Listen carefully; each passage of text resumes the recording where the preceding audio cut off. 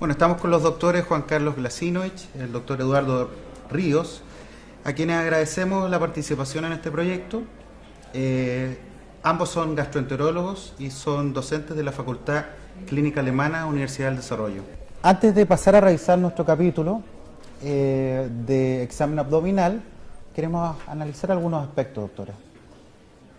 Doctor Ríos, en primer lugar, ¿por qué es tan trascendente realizar un buen examen físico abdominal? Primero, yo creo que es una cosa casi obvia. Si tú haces un mal examen abdominal, puedes errar varios diagnósticos.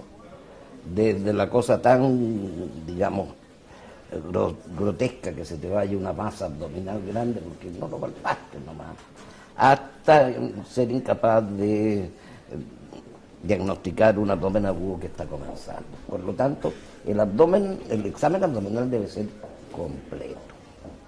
Ahora, la otra finalidad es tratar de aportar algunos datos al diagnóstico que uno a veces lo tiene sospechado por el examen físico. Una tercera cosa que es bastante así puntual, hay diagnósticos que requieren un examen físico normal. Y si tú tienes un enfermo y no le haces el examen físico completo, no sabes si está normal. O sea, un examen abdominal completo. Ese es el punto. Hay veces que un hallazgo de un examen abdominal bien hecho da un diagnóstico. Por eso que es clave, oye, yo creo, como toda la semiología casi, que el examen abdominal debe ser completo. Perfecto. Por otro lado, hay muchas maniobras dentro del examen abdominal. Hay muchas técnicas, incluso entre distintos profesionales. ¿Por qué tantas maniobras, doctor Glasinovich? ¿Por qué este examen abdominal es tan rico en ese sentido?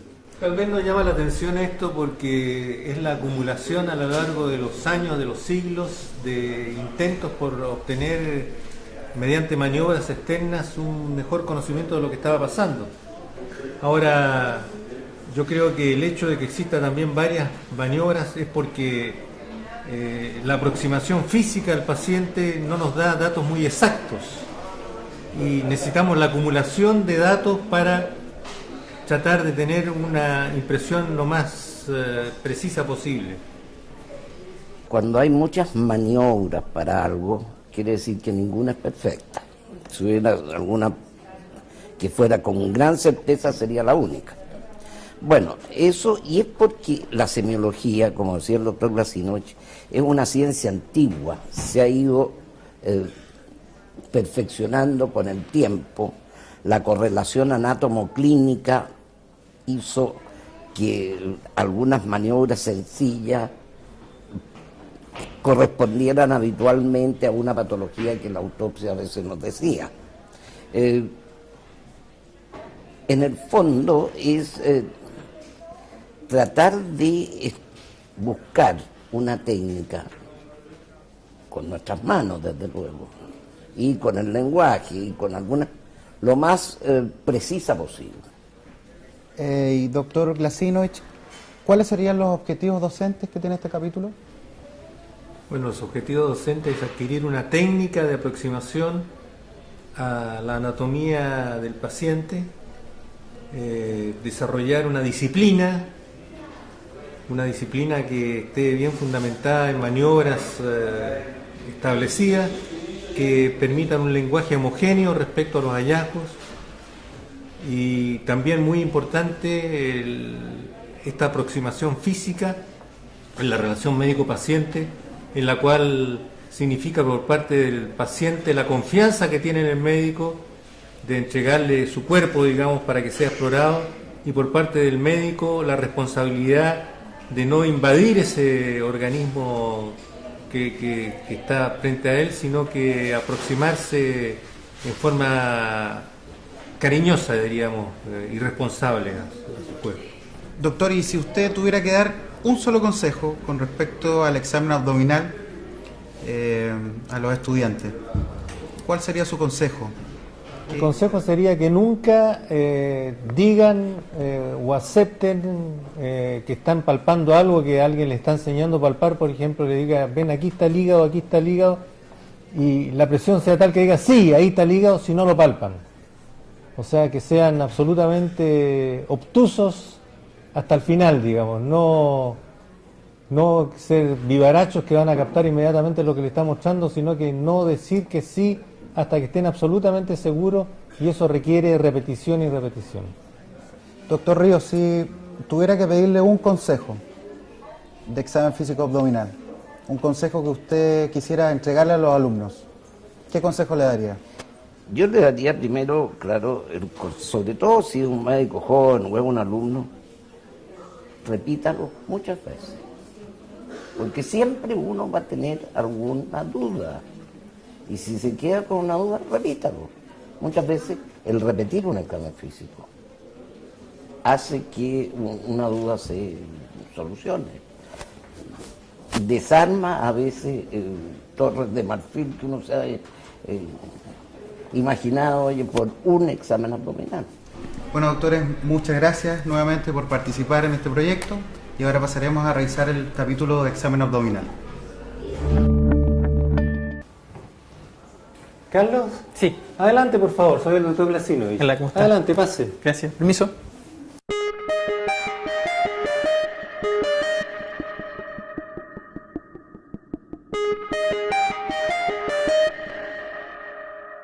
Buenos días, ¿cómo está usted? Bien, doctor.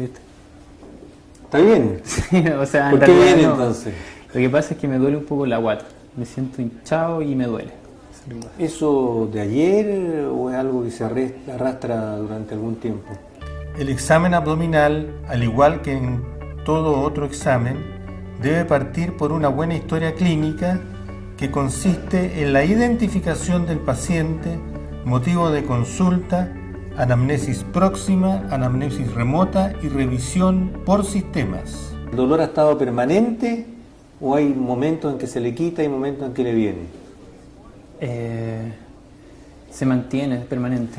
Se mantiene Sí, permanente. sí. Incluso durante la noche, por ejemplo, ¿le cuesta dormirse en la noche por el dolor? Específicamente en relación a la anamnesis próxima que realizaremos, la semiología abdominal presenta una rica gama de síntomas y signos. Dentro de los más comunes se encuentran dolor, náuseas y vómitos, cambio en hábitos intestinales, diarrea, constipación, ictericia, distensión abdominal, prurito, sangrado intestinal, hematemesis, melena, rectorragia, pirosis. ¿Se ha sentido afiebrado también o no? No, eso. ¿Ha tenido ganas de vomitar? No. Tampoco. Otro punto importante a destacar es la anamnesis remota, en la que es muy relevante mencionar las comorbilidades de este paciente, como diabetes mellitus o daño hepático crónico, las que pueden o no estar influyendo en el origen o presentación de la enfermedad actual, hábitos como el uso de alcohol o drogas intravenosas, uso de medicamentos e inmunizaciones, especialmente relevantes para la patología abdominal. Por último, una breve revisión de los sistemas que todavía no se han explorado da más seguridad que la información esté completa y muchas veces nos permite aclarar dudas para plantear finalmente nuestra hipótesis diagnóstica y evitar que algo se nos escape.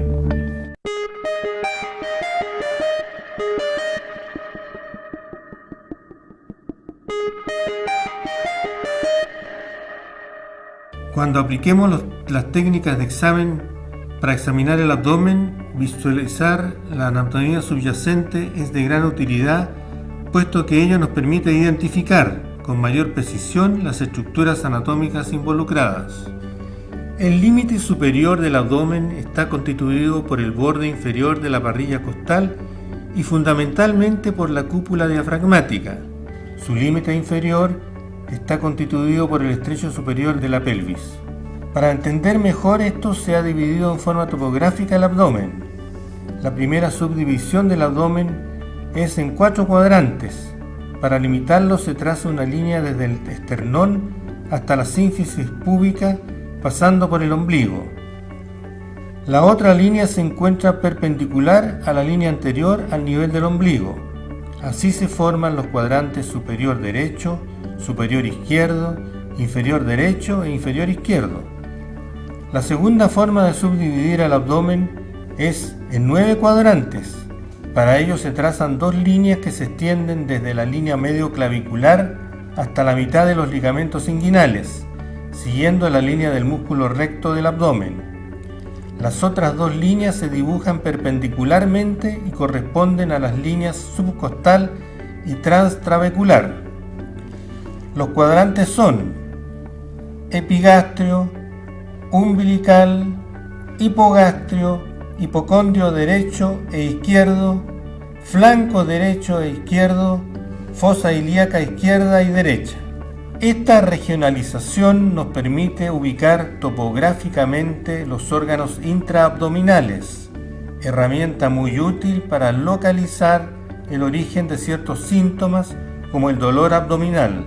Es así como en el epigastrio encontraremos lóbulo izquierdo del hígado, una porción de la cara anterior del estómago con parte del cuerpo, el antro y el píloro, aumento menor con la tríada portal, la arteria hepática, la vena porta y el conducto colédoco.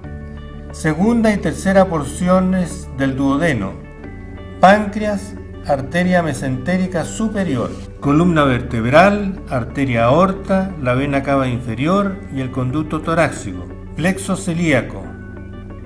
En el hipocondrio derecho encontraremos lóbulo derecho del hígado, fondo de la vesícula biliar, parte del colon transverso y ángulo hepático del colon, y el polo superior del riñón derecho y cápsula suprarrenal. En el hipocondrio izquierdo encontraremos el lóbulo izquierdo del hígado, el cardias, el epiplón gastroplénico, el vaso, la extremidad superior del riñón izquierdo y cápsula suprarrenal, porción del colon descendente y ángulo esplénico, asas del yeyuno, cola del páncreas. En la zona umbilical encontraremos aumento mayor, cuerpo del estómago, colon transverso, asas del intestino delgado, mesenterio, vena cava inferior y arteria aorta. En el flanco izquierdo encontraremos asas del intestino delgado y colon descendente. En el flanco derecho encontraremos parte del intestino delgado y colon ascendente. En el hipogastrio, además de encontrar órganos como el aumento mayor, tendremos parte del intestino delgado, la vejiga y el uréter. En la fosa ilíaca izquierda, en ella podemos encontrar el colon sigmoides, la porción baja del colon descendente, asas del intestino delgado, los vasos ilíacos, el uréter izquierdo y el cordón espermático izquierdo. En la fosa ilíaca derecha podemos encontrar ciego, apéndice, asas del intestino delgado, vasos ilíacos, uréter derecho y el cordón espermático derecho. Es importante mencionar que en la parte inferior del abdomen encontraremos diferencias entre la anatomía femenina y masculina. En el hipogastrio femenino, además de encontrar órganos como el aumento mayor, tendremos parte del intestino delgado, la vejiga y el uréter. El útero, de la fosa ilíaca izquierda, en ella podemos encontrar el colon sigmoides, la porción baja del colon descendente, asas del intestino delgado, los vasos ilíacos, el uréter izquierdo, el ovario, tuba uterina izquierda. En la fosa ilíaca derecha podemos encontrar ciego, apéndice, asas del intestino delgado, vasos ilíacos, uréter derecho, ovario y tuba uterina derecha.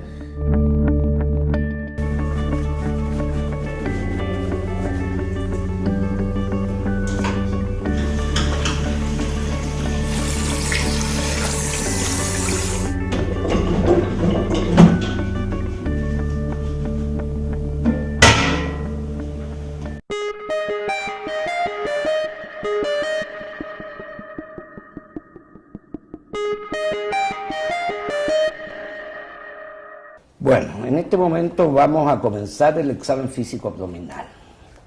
El abdomen primero debe, para hacer un buen examen, debe quedar descubierto por lo menos hasta por debajo de la espina ilíaca, donde comienza el cercano a la sínfisis pubiana. Vamos a bajar un poquitito esto, ahí. Ya. El examinador debe estar de pie a la derecha del paciente. Es muy importante recordar que si el paciente se ha quejado de dolor abdominal, se debe examinar esa área al último para evitar provocar resistencia muscular voluntaria. El examen físico abdominal incluye inspección, auscultación, percusión, palpación, examen específico de órganos intraabdominales y examen rectal. Comenzaremos con la inspección del abdomen.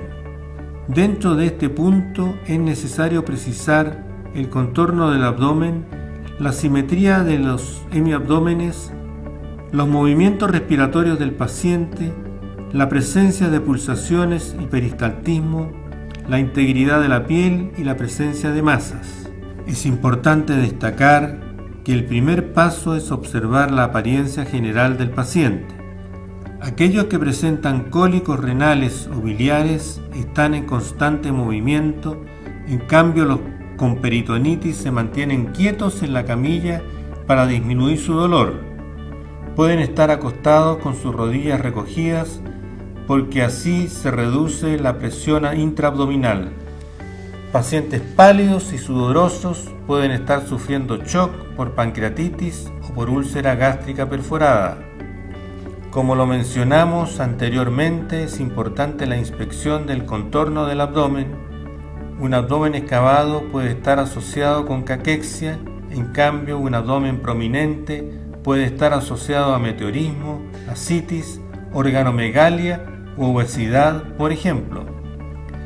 La asimetría de los semiabdómenes nos puede indicar la presencia de alguna masa o visceromegalia. Debemos fijarnos además en los movimientos respiratorios. Ellos se observan en la parte alta del abdomen. Lo más normal es que con la inspiración se produzca un abombamiento de esta área debido a un descenso del diafragma que presiona y empuja las vísceras.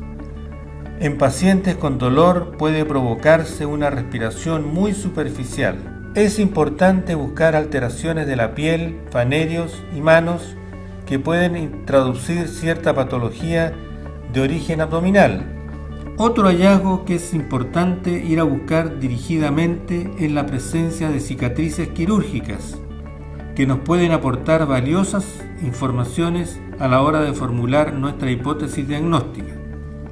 Algunas de las más frecuentes son McBurney, incisión en el cuadrante inferior derecho, utilizada en apendicectomías; Kocher, incisión subcostal derecha paralela al reborde costal y que se utiliza en colecistectomías; incisión mediana supraumbilical, útil en acceso a estructuras del hemiabdomen superior y cirugías gástricas; Pfannenstiel, incisión arqueada por encima de la sínfisis pubiana en el sentido del pliegue suprapúbico, utilizada en cesáreas u otras cirugías ginecológicas como la histerectomía.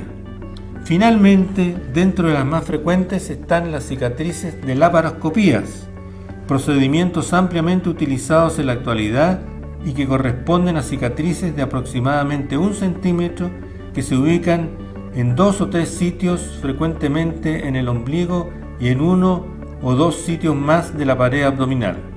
Finalmente, a la inspección podían observarse hernias que corresponden a una protrusión de contenido intraabdominal a través de debilidades de la pared abdominal y que se hacen más evidentes cuando el paciente realiza maniobras de Valsalva o se pone de pie. Las más frecuentes son las umbilicales, inguinales, crurales y menos frecuentes son las de la línea alba. También se pueden encontrar hernias incisionales que están en relación a cicatrices quirúrgicas. Ahora, luego de la inspección, nosotros tenemos que hacer una auscultación. ¿Por qué antes que la palpación y la percusión? Porque la palpación del abdomen puede generar ruidos intestinales que no los tiene el enfermo y hacer pensar que tiene alguna patología. Vamos a ocultarlo. La ocultación de los ruidos intestinales se hace con la membrana. La ocultación debe ser metódica y cubrir las diferentes cuadrantes del abdomen con las membranas del fonendoscopio. Como en todos los sonidos, se puede distinguir frecuencia, intensidad, tono y timbre. Lo normal es escuchar clics o gorgoteos regulares entre 5 a 35 por minuto. Cuando existe una parálisis intestinal hay un vacío entre 3 a 5 minutos, por lo que es fundamental ocultar por lo menos durante 3 minutos. Existen también sonidos hidroaéreos que pueden ser patológicos, como por ejemplo el bazuqueo gástrico, que pueden ser escuchados en el contexto de un síndrome pilórico, ilio, diarrea o simplemente por un elevado consumo de líquidos. Otro sonido patológico es el llamado intestino de Luche, que se observa cuando existe una obstrucción intestinal.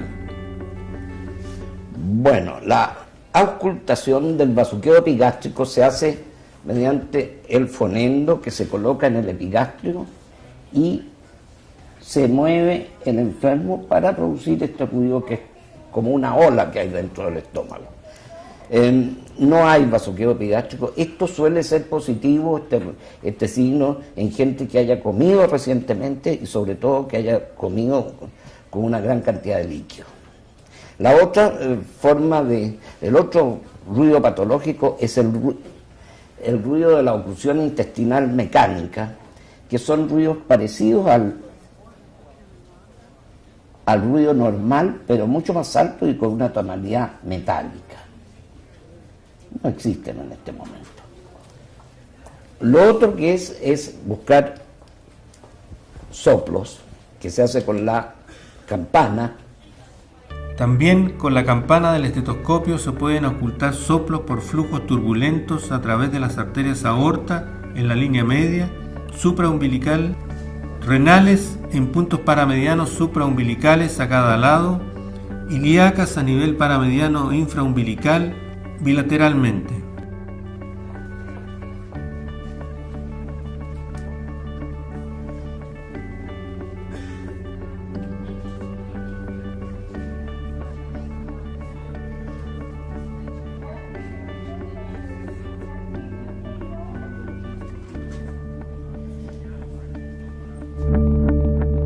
La percusión, que es la otra medida que podemos hacer, se hace, digamos, en todo el abdomen.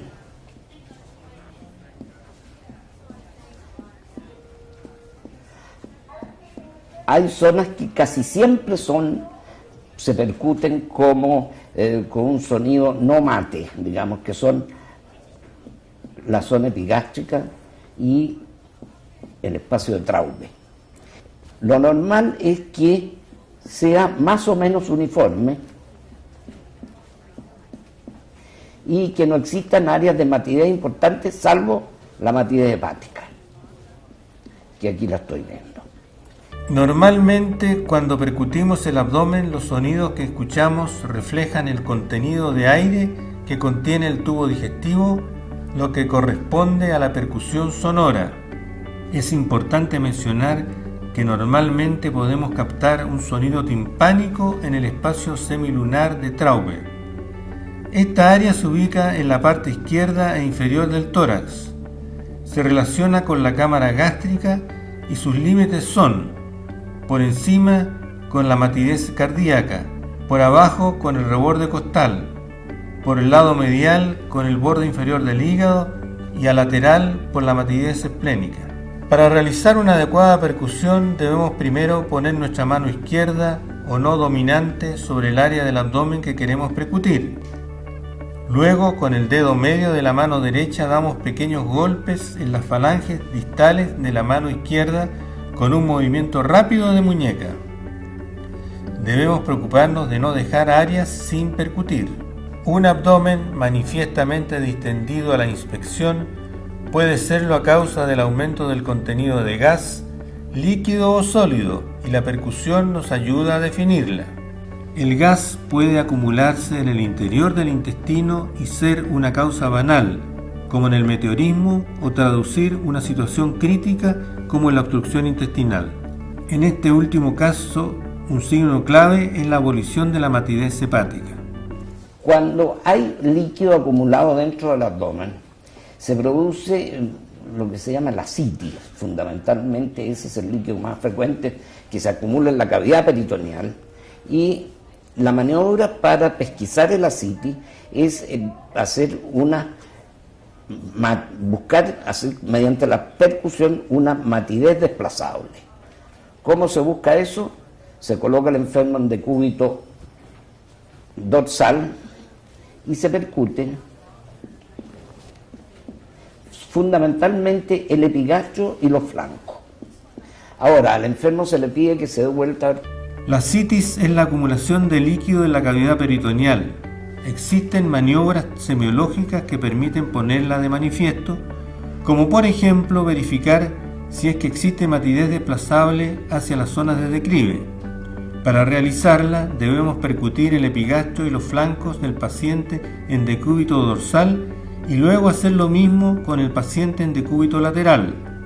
Así podemos constatar variaciones en la sonoridad de estas áreas. La distensión global del abdomen, que traduce una lesión sólida, es menos frecuente. Siempre considerar el embarazo en pacientes en edad fértil. Las masas inflamatorias y tumorales suelen ser circunscritas. También puede haber aumento de volumen por un globo vesical. El tipo de sonido que obtendremos en cada caso será diferente. La palpación debe hacerse de dos maneras. Uno, de una manera muy suave, o sea, palpando suavemente para ver si alguna de estas palpaciones suaves provoca dolor. Si el enfermo relata dolor en alguna parte, supongamos que en la fosa ilíaca izquierda, uno debe empezar la palpación por la parte más lejana del dolor, por el hipocondrio derecho.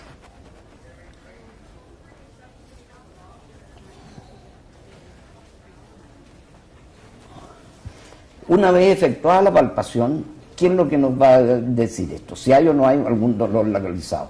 Segundo, si aparece resistencia muscular. ¿Qué es lo que es la resistencia muscular? Si hay alguna zona o una resistencia muscular generalizada que no es voluntaria y que hace que se contraigan los músculos, y eso significa cierto grado de irritación peritoneal. Primero comenzaremos palpando superficialmente con nuestra mano hábil. Ponemos la palma de la mano en el área a examinar y con los dedos hacemos presión suave y uniforme. Se recorre el abdomen en todos los cuadrantes con un movimiento continuo, cuidando de no dejar espacios sin palpar. Es muy importante observar las expresiones en la cara del paciente mientras se palpa para ver signos de dolor o malestar a la palpación. A continuación realizamos la palpación profunda. Esta nos permite identificar con más detalles las estructuras intraabdominales y masas anormales.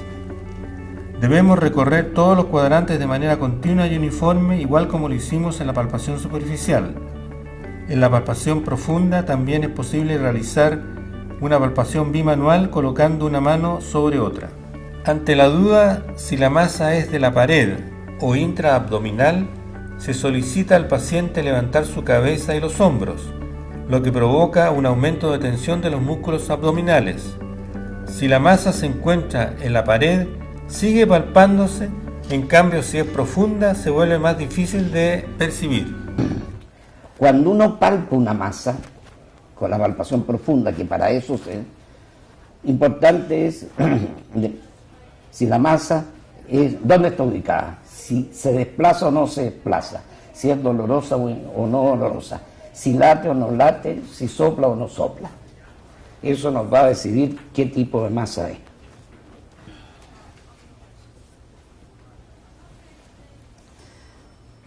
Entonces,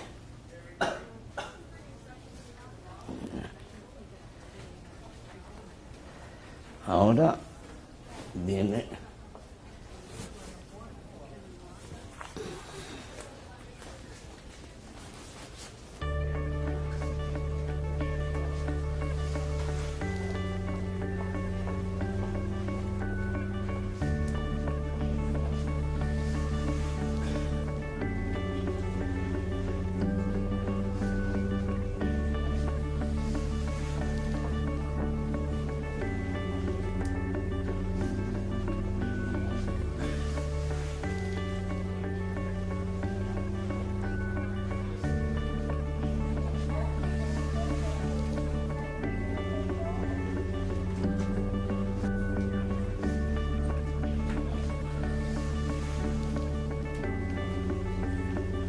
Al salir la hernia se aprecia un abultamiento y al aplicar presión con los dedos es posible reducirla nuevamente al interior del abdomen. Cuando esto ocurre, se siente el deslizamiento del contenido del saco herniario hacia el interior del abdomen y eventualmente se escucha el gorgoteo del asa intestinal. Esta sensación es categórica de la existencia de una hernia. El examen del hígado consta de dos partes, la percusión y la palpación. En el examen del hígado, la percusión se utiliza para precisar el límite superior.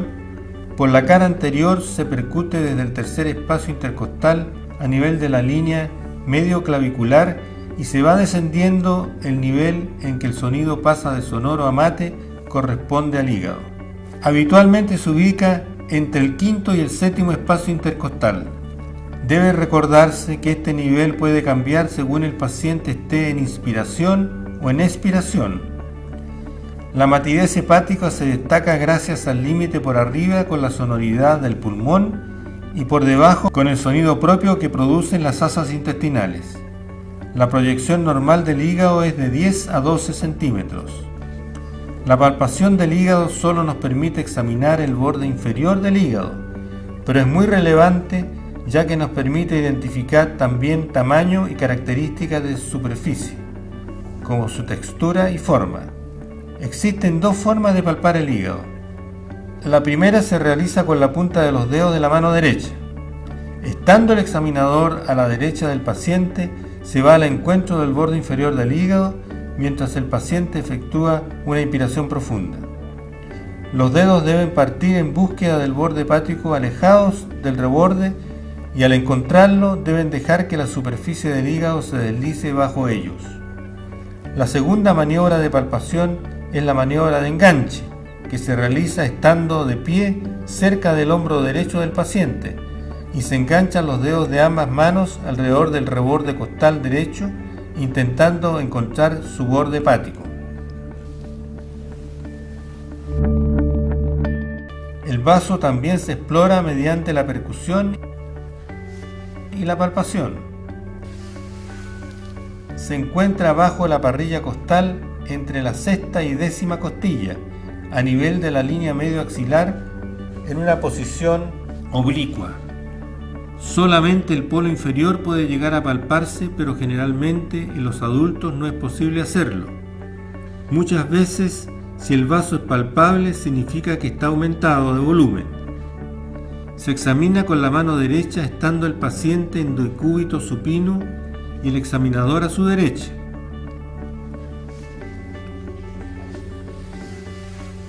El paciente se ubica en decúbito lateral derecho con las piernas semiflectadas de modo de relajar la musculatura abdominal.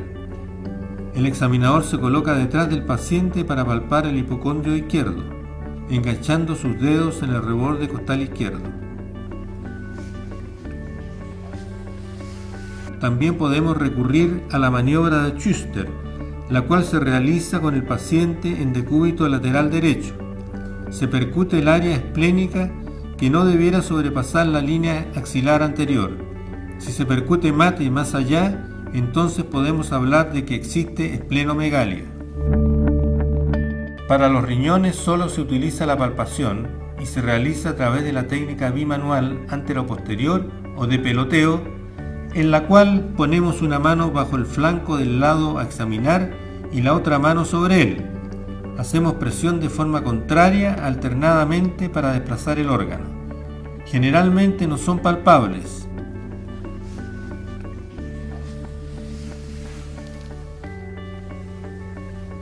A continuación.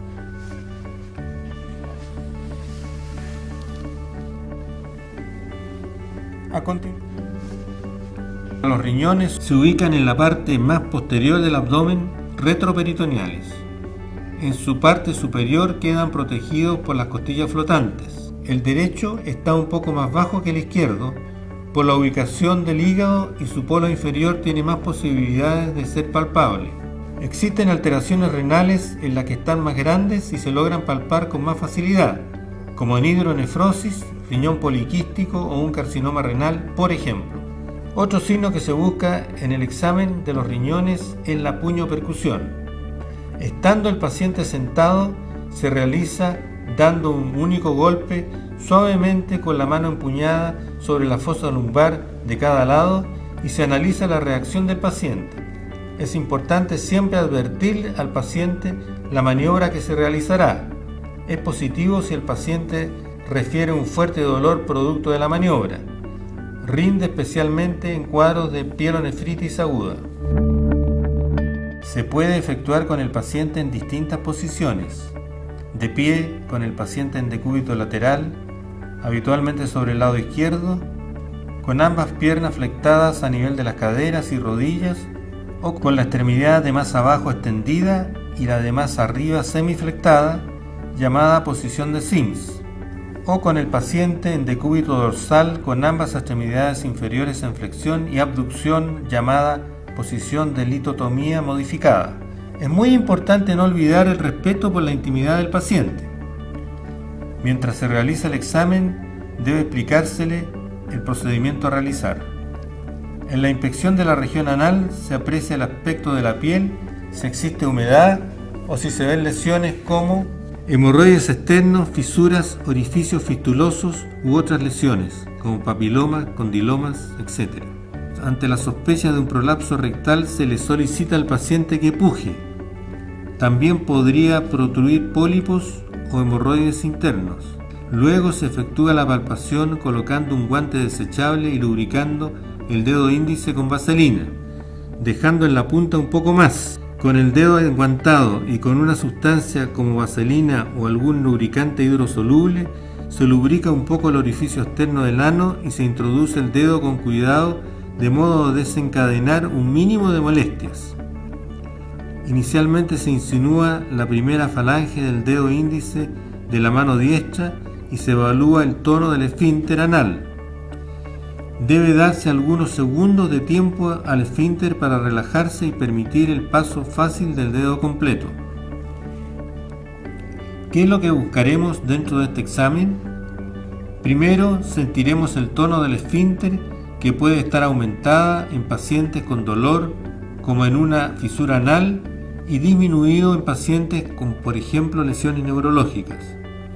Nos fijaremos en la sensibilidad de la o el paciente hacia el examen, ya que esto nos puede indicar patología.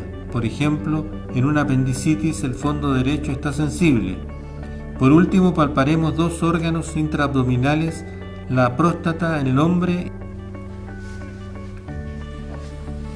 y el cuello uterino en la mujer, presentes en la pared anterior del abdomen, y buscaremos tamaño, contorno y masas en ellos. Si es que se presentan deposiciones en el guante, hay que observar su color y olor.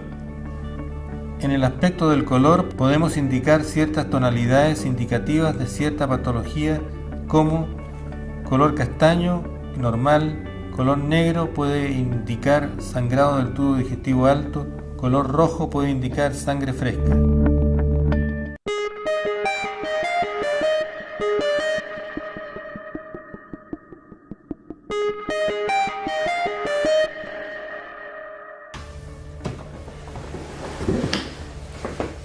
Finalizando el capítulo de examen abdominal por los doctores Glacinovich y Ríos, es necesario realizar una descripción de los hallazgos encontrados durante el examen físico. Inspección: abdomen plano, no presenta cicatrices, vello de distribución androide. Auscultación: ruidos hidroaéreos presentes, sin presencia de soplos.